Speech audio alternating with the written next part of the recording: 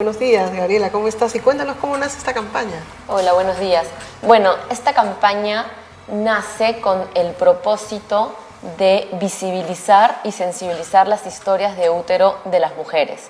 Nosotras tiene el propósito de educamos a las mujeres y parte de esta educación es hablar directo, normalizar las conversaciones, derribar los tabúes. Consideramos que esta campaña de historias de útero es una campaña súper potente que nos va a acercar y nos va a ayudar a conectar emocionalmente con nuestras consumidoras. Las historias de útero son historias de las que poco se habla. No es normal hablar de lo que viven las mujeres, el placer, el dolor, endometriosis, 1000 temas que van alrededor de este órgano de la mujer y no es normal hablar de ello. Entonces, esta campaña nos acerca a nuestra consumidora, nos acerca a las mujeres y nos permite sensibilizar estos temas de conversación. Claro, en general, hablar sobre todo lo que tenga que ver de nuestra cintura para abajo por un tema cultural no se habla, porque tampoco se habla de la próstata, de los problemas, digamos, de impotencia o de la esterilidad masculina, no se habla. Y eso creo que ya empezar a conversar, eso ya es un súper avance en un país en el cual no se habla, entonces no existe. ¿Qué conversaciones han iniciado cuando ustedes empezaron con estas historias de úteros?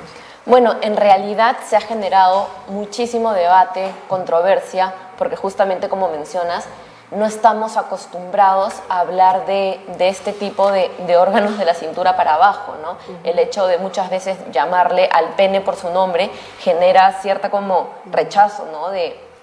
Es vulgar, pero no. Desde nosotras consideramos que es importantísimo nombrar las cosas por su nombre. Los hombres tienen pene, las mujeres tienen vulva, las mujeres tenemos úteros. Entonces, en realidad se ha generado muchísima conversación y polémica desde las personas que, bueno, consideran que es una campaña vulgar y que nos estamos como poniendo al mismo nivel de los hombres que salen a pintar las calles, como muchas otras mujeres y hombres inclusive que entienden que eso tiene un propósito muchísimo más profundo de educar y de normalizar conversaciones que hoy incomodan. Entonces, consideramos firmemente que para educar muchas veces tenemos que incomodar y esta campaña pues ha incomodado a muchísimas personas que hoy por hoy no están acostumbradas a normalizar o llamar las cosas por su nombre. Uh-huh.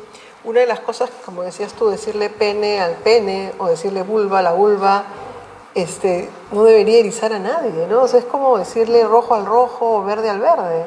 Uh-huh. Pero, o sea, estamos en el siglo, no sé, XXI y seguimos en esta misma discusión.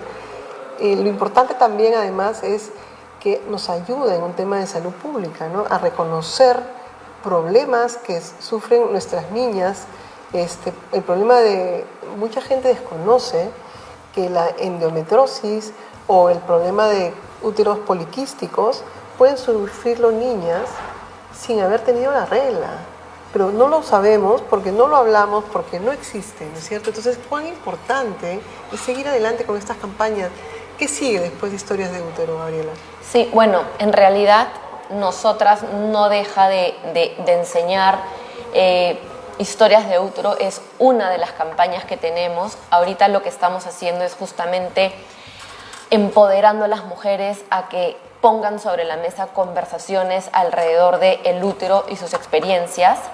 La intención de esta campaña es finalizar el 29 de marzo con una exposición, con una galería de arte donde 50 mujeres puedan exponer a través de pinturas o cualquier expresión artística la historia o la relación que tienen con su útero. Uh-huh. Y después continuamos. Nosotras tenemos un pipeline de innovaciones y de comunicación súper potente en términos de educación.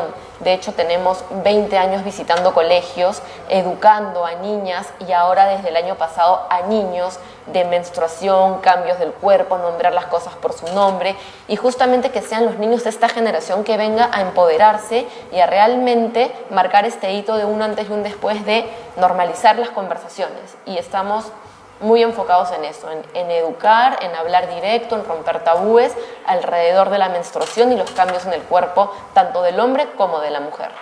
Claro, una de las cosas que, aparte de la menstruación, era otro tema tabú, ¿no es cierto? ibas a comprar antes no había tanto supermercado, antes hablo de mi generación, y le ponían en una bolsa. La bolsita negra, como clandestino. Como si fuera algo malo, ¿no es cierto? Entonces, y eso, digamos, eso sí ha cambiado, ¿no? Eso sí ha cambiado y en los colegios se habla muchísimo más abiertamente y los cólicos menstruales ya es parte, digamos, de un problema a tratar con las mamás y las niñas, ¿no es cierto? ¿Ustedes creen que eso sí ha cambiado un poco y ya estamos en otro tipo de conversación, como lo acabas de decir, ¿no? Que los chicos se sienten más empoderados a su cuerpo, ya no tienen por qué estar con la regla, no moverse o estar con la regla y que deje de hacer las cosas que uno quisiera hacer, ¿no?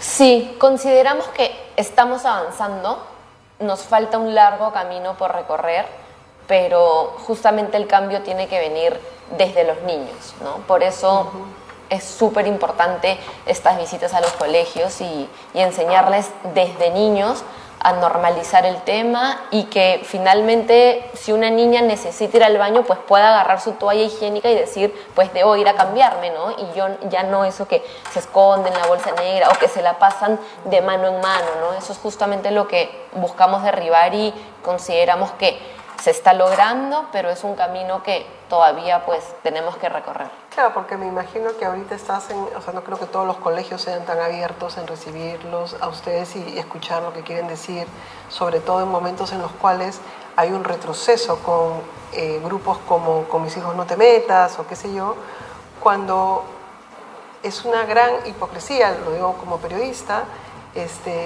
tenemos un gran alto número de abuso sexual a menores de edad denunciados en colegios, porque al no conocer nuestros órganos, al no conocer cómo cuidarnos, eso hace que no sepamos, si eres muy niño, qué decirle a alguien, un adulto o alguien que ejerce una autoridad sobre uno, dónde no tocar, dónde no estar. Y eso es clave en, digamos, una campaña como esta, porque si bien empieza, como lo que contaba Gabriela, ¿no? Un tema de graffiti, un tema lúdico, pero el gran problema es que nuestros niños sepan detectar a tiempo cómo evitar un abuso en los colegios. Sí, en general, niños, adultos, ¿no? Que el tema se normalice, que se pueda conversar, que las mujeres, hasta el día de hoy, mujeres adultas que solamente pues hablan de cómo se sienten, de sus vivencias, de sus historias en un círculo privado entre amigas, porque todavía hay muchísimo rechazo a estos temas y lo hemos visto, ¿no? Que mucha gente rechaza el tema de normalizar esta conversación y ya que estamos pues desde nosotras tratando de generar estos cambios y no importa la edad, no importa el género, porque todos somos parte de y todos tenemos que normalizar la conversación.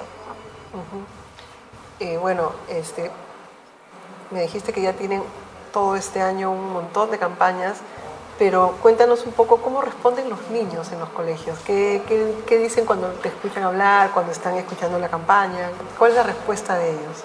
Bueno, en realidad los niños están súper abiertos a recibir la información. De hecho, valoran muchísimo que vayamos.